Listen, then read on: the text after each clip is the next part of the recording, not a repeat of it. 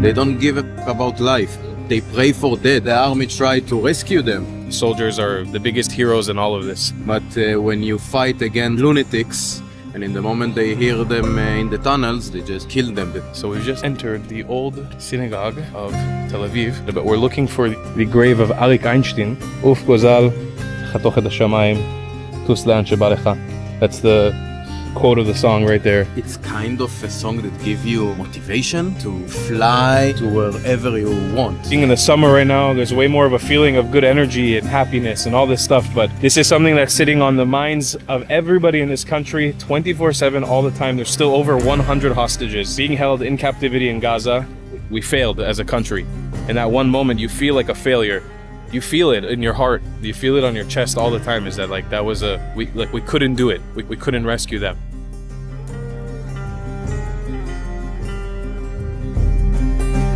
Thank you to my patrons on Patreon for funding my content. I cannot make these videos without your support, and I really appreciate it. Thank you, patrons. You're the best. I want to make a note before we begin this video. This video will take you through waves of happiness and sadness. That is the existence of somebody in Israel at the moment, specifically in Tel Aviv. You get waves of joy throughout your day of living in this amazing city, but also waves of sadness, remembering the horrific nature of what's going on in the war and the hostages. This video will be very much representative of that. We don't mean any disrespect by the happiness we showcase in this video intertwined with the sadness. It's just the reality of being here.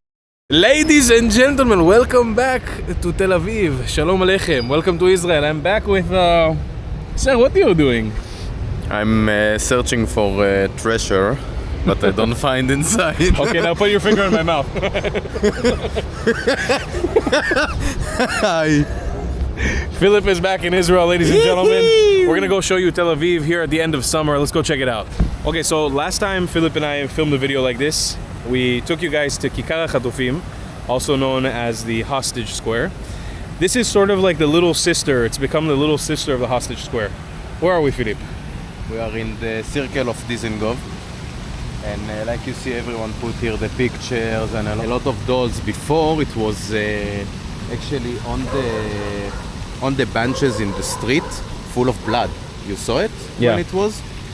Now they actually put everything in this circle. So this is what it looks like. It's you know, obviously with Tel Aviv being in the summer right now, there's way more of a feeling of good energy and happiness and all this stuff, but this is something that's sitting on the minds of everybody in this country 24/7 all the time. There's still over 100 hostages being held in captivity in Gaza, and this is a little bit of a remembrance, just something small in the city to remind all of us. It's not to remind, you never forget, you cannot forget this situation, but you know, when you are here sitting and drinking your coffee and eat good, you turn a little the face, and then you think it's remind you that they don't deserve to do it now. And actually exactly what Philip was talking about, this whole circle, Kikar Dizengoff, is really well known for having nice coffee shops and shopping, and it's exactly that. You'll be sitting there enjoying your day, you look over and you remember, you think about it again, you intake the fact that all these people, over 100 people, are suffering a horrific reality right now. Boy, I just filmed a little picture of her over there. This is probably one of the hardest things we're going to talk about in today's video, one of the hardest things I've talked about in a while. This is the hostage photo of Eden Yerushalmi, who, it really hurts to talk about this one because she was, I talked about this in the live stream, she was like I feel like everybody throughout this war has picked one or two hostages that stay in their mind all the time. It's like they're hostages, you know? Each one gravitates to somebody. She was the one that I always gravitated to, her and Shlomo Mansour, which is the oldest hostage in captivity. He's from Iraq originally. But she was, I don't know what gravitated me to her. It was just the fact that she's super beautiful. Her pictures were everywhere all over the city. But I just always imagined that she would come back home, and unfortunately about a week ago she was executed after being held in Hamas activity for 10 months. 10 months she was starved. She had dropped half her body weight and then was shot in the head before IDF soldiers found her and 5 other hostages that were held in captivity for almost 1 year. It's a horrific reality, and there's been huge posters of her all over the country, not just in the city, but all over the country. But she's been everywhere. And it's, again, you still see her posters everywhere, and it's like this stark reminder of we failed as a country. In that one moment, you feel like a failure. You feel like a failure as a society, as a country. It's just a horrible, horrible reality. I think you don't know actually what's what good or not good, because I think that the army tried to get them to rescue them. But when you fight against lunatics, they don't give a fuck about life, you know. They pray for dead. So they don't care to kill. They don't have a problem for it. And in the moment they hear them in the tunnels, they just kill them. That we will suffer from it and see that, guys, you cannot come in and rescue them. We will kill them. Yeah, I also want to make a correction to what I just said. Is very right. I'm not giving any criticism to the soldiers, because the soldiers are the biggest heroes in all of this. But it's just the fact that you feel it in your heart, you feel it on your chest all the time. Is that like that was we couldn't do it. We couldn't rescue them, specifically those 6.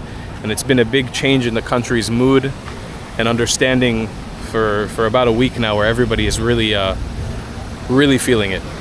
After we rescue Kahit Farhan, I think everyone in the country start to kind of getting new hope that we can release them with the army and stuff like this. At least I feel like this. And then 1 week after, this is what happened. You have a horrible tragedy that shakes everything up. And like 2 of the most famous hostages that were in there, Hirsch and Eden, slaughtered like ruthlessly. It's a really horrific feeling for the whole country. So we've just entered the old synagogue of Tel Aviv, also known as the Trumpeldor Synagogue. I'm going to give you guys the information about it, but we're looking for the grave of somebody very special, not only just to me and Philip, but to literally all of Israel. Come, You found it? 3 steps. Oh, 3 stairs. There it is. We found him. So this is the grave of Arik Einstein, maybe undoubtedly one of the most famous musicians of all time in Israel. I think every child in our generation grew up on his music. Yeah. You know, his famous one, that the most famous one I think that I grew up on, it's Uf Gozal. Uf Gozal for me as well. I remember Fly, how do you say it in English? Fly Baby Bird. Yeah. Gozal is like a baby bird. But I've never been here before. Have you been here before? No. I've never been here First before. time. I found out about it. I wanted to show it off in a video because he's so pivotal. This man was so pivotal to so many people. Oh, there we go. Literally what we were just talking about. Uf Gozal, Chatochet HaShamayim, Tus Le'an Sheba Lecha. That's the quote of the song right there. It's kind of a song that gives you motivation, you know, like he say, like, fly to wherever you want. Don't listen, just fly. And it's a song about baby birds leaving the nest, you know, people growing up. Like when I was a kid going to Hebrew day school in America, when we graduated, this was the song we played during our graduation. All the kids had to sing this song. I remember when we'd drive around as kids, my mom and dad would play the song on the radio, on little CDs of Arik Einstein. We also, I think we have a record somewhere at home with his songs. Not CD, cassette. Cassette, yeah, sorry, not a CD. Cassette, we are old, I'm forgetting how old I am. Everything now, Spotify, this, that. This is a popular thing in Judaism. Whenever you visit somebody's grave, take a rock, you put it on their grave. Thank you, Arik. A little bit of history about this cemetery. It was founded in 1902 to replace the cemetery in Yafo after a cholera plague in that year. The Ottoman government actually prohibited people who had this plague to be buried in the same place for medical reasons. And this was Tel Aviv's main cemetery until 1932. There's a lot of pivotal people here who are buried, but obviously Arik Einstein was the one that we came in to show you guys. To us, the most significant in here. Rib! What's this? Somebody selling couscous. Couscous. What? You know, we just talk about... Come, what, you don't want to order couscous? Come, Abu Baklawa is hungry. Come, Abu Baklawa, after we eat a good shawarma. I know what you love, my love. I had a problem, you know, we talk about fly baby bird in the song. And for me, as a little chef, a little cook, man, where you fly? I want to stuff rice inside his ass and eat. Where you fly? What is this nonsense? I want to roast them, you know. No, don't fly nowhere. Don't cut the sky. This will only be funny for people who know the song. If you know the song, then you got it. Speaking of Abu Baklawa, by the way, did you know that if you go to the travelingclad.com right now, you can get your own Abu Baklawa t-shirt לא נכון. with your Traveling Clad merch logo, Wow. your own hat. That's totally an original idea and not a rip-off of a bigger company. In no way, the travelingclad.com. Go get You your are the merchandise. first one who did it, no? Travelingclad.com. Go get your merchandise right now. So throughout the last year, since I introduced my wonderful audience, you guys, to this man, Philip, the chef, a lot of you guys have asked, where does he live? What is he this? What is that? I'm proud to announce my friend has officially moved back to Israel. He's living here. What has this experience been like for you to come back home now? Because you've been out for a while. Shit. Shit. Fuck off. I don't want to feel. God damn, No, give him but, one day in Israel, the guy becomes a celebrity. But actually, I'm really happy to be close again to my friends and family, especially my brothers that we really love each other. Anyway, this is one of the reasons I came back. What I came back? I stuck. I asked you a simple question.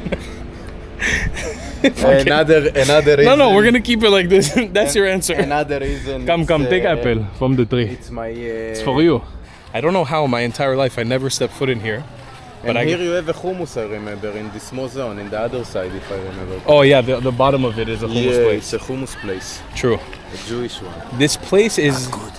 This place is really, it's really fascinating. I don't know why. It reminds me of something outside of New York City, like a Washington Square Park style thing. You don't have tons of that in Israel, but you do here, and it's just like this big open place. They have a literal library in there where you can come and take books. I'll show you guys that in a second. A nice fountain. It's just one of the most peaceful, serene places I've seen in Tel Aviv since I got here.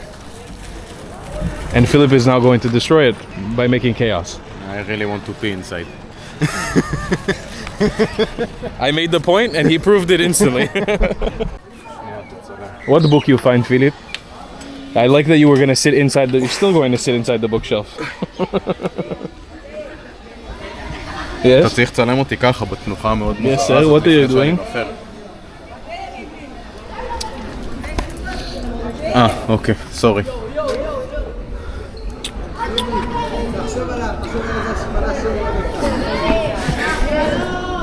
As opposed to other countries around the world, there is still a very high reading rate in Israel. Bookstores are open in a mass all over the city, all over the country, and things like that. Public street libraries exist everywhere. They exist in benches on little street corners in the middle of the woods. I'm not joking. People in Israel, You don't rent it, you change. you just exchange book. There's no money You there. bring book, you take book. It's the most Philip way to explain it.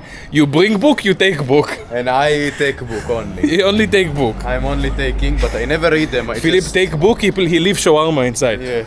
No, what the fuck? No way, I prefer to give up on a book, not on a shawarma. And after a good few months of a break of this place in the videos, I only come here with Philip. I refuse to come here on my own. We are back in our neighborhood, Nothing like our neighborhood. the Carmel market. Everyone here is so nice, so gentle. So friendly. Everything here is super clean. They are and never yelling here. organized. Nobody yell Never on screaming. you. You have a lot of space to walk. Also very honest price, always honest price. Honest price, always. Never, don't try to lower them. Here we are. Shuka Carmel 2024, ladies and gentlemen. This is what it looks like in the middle of a most intense war Israel has had in a long time. Home sweet home. Home sweet home. What do you want to buy, Philip? What I want to buy? Maybe you want to buy little jewelry? Everything I want to buy. You like in jewelry? You wanting to buy? Yeah, I like the jewelries. You're very fancy man. Maybe you want the juice? Oh, I will love. Oh, you want the for juice? I'm sorry, I'm a little shocked because I miss this fucking place so much. אבל חייבים... This, by the way, is the only time of day to come to Shuk Carmel, in my opinion. You come when there's nobody here, it's so much nicer. When you come here when it's all balagan, it's hard. On the weekend, it's super hard. It's hard. Look, a fountain of fruit. I found it, the fountain of fruit. The phantom. It's funny how we could be in here a million times, make a million videos in here, just endless content that you're able to churn out of this place. It's a content gold mine, the Shuk. Always something new to talk about here. By the way, I didn't take a moment to shout out Philip. Philip has a YouTube channel and an Instagram account. Where? You got where? Mine? Shelano? לא נכון. What? No way. Go follow him. Link will be down below in the description. We just exited the Shuk. Something I'm very passionate about, matcha. Specifically matcha lattes. I don't drink coffee because it makes my heart palpitate. But matcha is my jam. And the matcha game in Israel, I would say it's weak and below. Not very good. But I was living in this neighborhood where we're going to now for the last 3 months. I just moved. But I found the best matcha latte in all of Israel that I've had so far. And I'm going to show it to you guys right now. It's phenomenal. Philip, it's your new car. Ah, this is for my grandma. Your grandma's car? Yeah, my grandma used to drive and I used to be next to her. It's so very And nice. she used to have like the goggles, the big one. The Googles. Yes, with the helmet. She was Harley making Davidson. she was making a Google search. She had the helmet of Harley. Helmet? Yes. Ah. Rothschild. Ah. Quiet, relaxing place by day. By night, for lack of a better term, this place gets crazy at night. Absolutely crazy. This is one of the most lively districts of Tel Aviv. This whole street going down this way, going down that way. This is Rothschild right here. Rothschild Boulevard. Very, very famous spot in Tel Aviv. And I used to live just right down there. This is Rainbow Cafe, home to the best matcha latte in Israel, in my opinion. I'll show you guys in a second. So guys, this is the matcha latte at Rainbow Cafe. Absolutely amazing. I have it with oat milk, cold on its really hot day. It's like over 100 degrees right now in Tel Aviv. It's amazing. They make it perfectly sweet here, and they have like a fancier version. They have the cheaper version, which is the one that I get. It's only a few shekels, like 20 shekel, and it's hands down the best matcha latte in the city. This amazing little corner cafe on a great street, right next to great public transportation. Highly recommend coming here. So we've walked down from sort of the more northern part of Tel Aviv down to very south of Tel Aviv. Right now we're at the entrance of Yafo, the ancient city of Yafo. We've come here to a place I discovered just recently. I'm not gonna say I discovered it because it's a very famous place. It's called Itzik Agadol, Big Itzik. In my opinion, the best shawarma in Israel that I've had so far. They do a mix of Wagyu and turkey shawarma. It's absolutely amazing.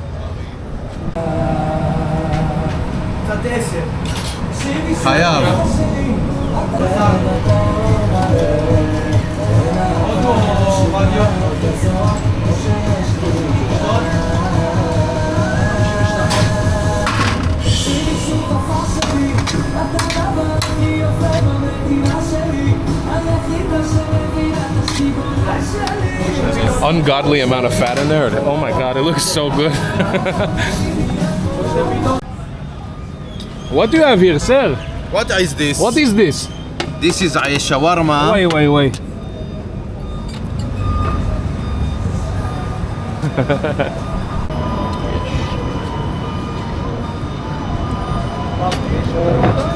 Okay, by far, I've tried so many shawarma in this country. By far, my favorite shawarma I've had in a long time. Look at this.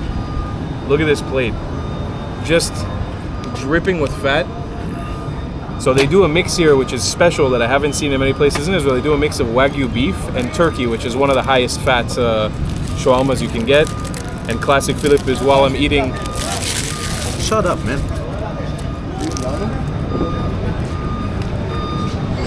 Just pour some tahini on top. You put some ameba.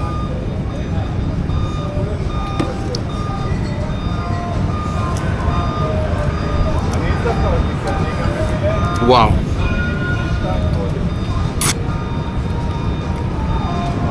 One of the best things that I miss in Israel is this pita.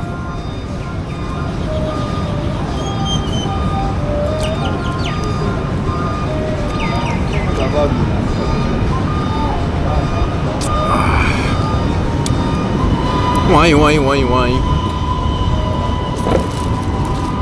It's amazing, no? And then here come the fries. The fry.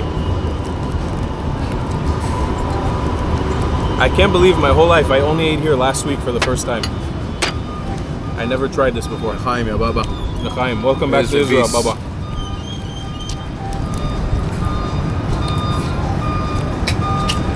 Oh.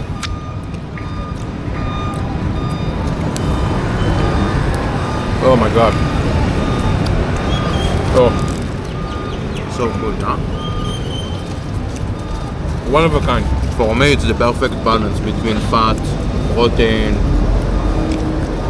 Actually, I would say that I feel like it's so fatty. Like this is one of the fattiest, but that's what I'm looking for when I have shawarma, because It's must. It's all day there. you want it dripping. Like when they cut it down, I don't know if you saw in that clip, it's just dripping with fat. The shifka is good. Oh my God.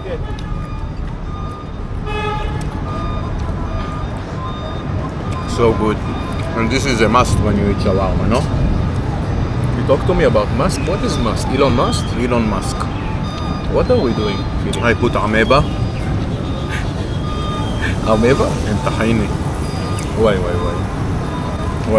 Ladies and gentlemen, the best, hands down, the best shawarma in Israel. Look how much I have to hold it with my finger.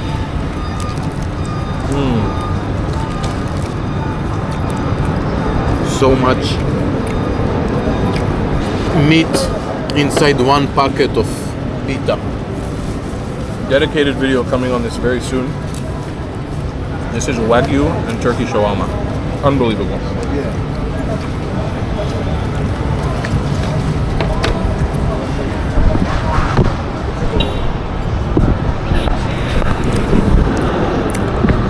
So basically, I think this is one of those places I need to dedicate a video to in the future, because it really is, it blew my mind when I had it last week. But we've now made it quite a distance across Tel Aviv. We're entering the pretty much the most southern part of the city, Yafo. I bring for us falafel to try. Okay. Falafel. Amazing place. I'm so excited to show you guys more of Tel Aviv.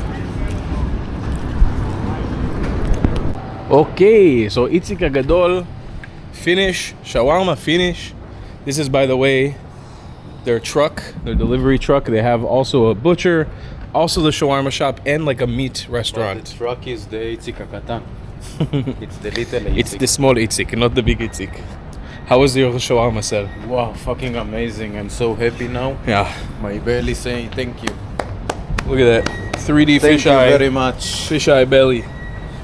All right, it's time to head into Yafo. Many a time this place has been on our YouTube channel, but just to do a little refresher, 2024, summer's coming to an end. Show you guys what it's like.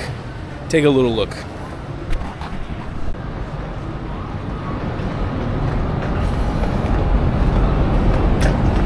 No trip to Tel Aviv is complete without Philip and Tal making it down to the beach. What are we doing sweet eating home. all day? We should be surfing. Man, here I learned to surf. In this spot. What? This is where I grew up. Me also. Here. Wait, are you Aquaman? No, yes, I'm his little brother From Walmart? from Lazada. Oh, wow. Beautiful beachfront here in Tel Aviv. This is probably one of the most famous spots in the whole city.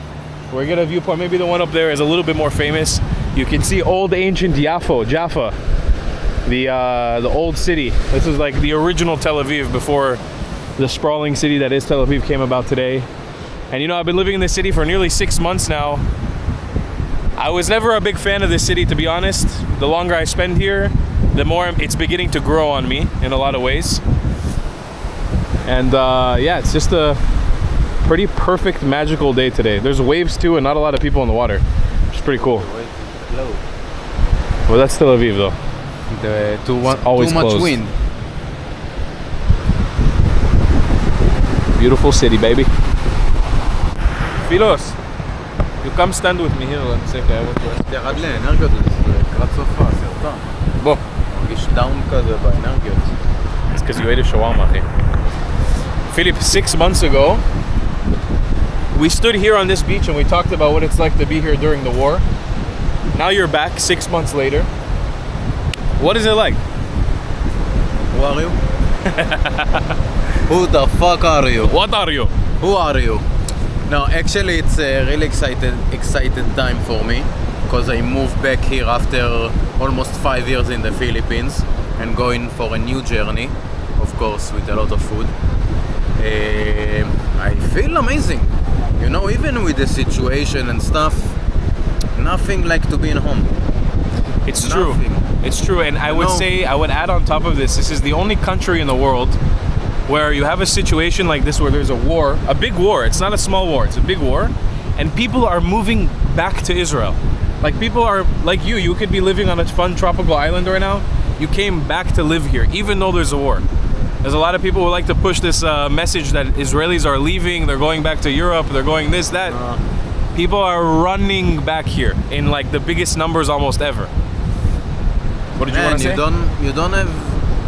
Yeah, you know, you stuck me in the middle, motherfucker. I cut you off. You cut me. I have to. You cut me. It's my job. You have still tahini on your zakan. I leave it there for later. Okay. What I wanted to say, What? that you know, no matter how much time I live outside from Israel, I still feel that it's not my home like I feel here.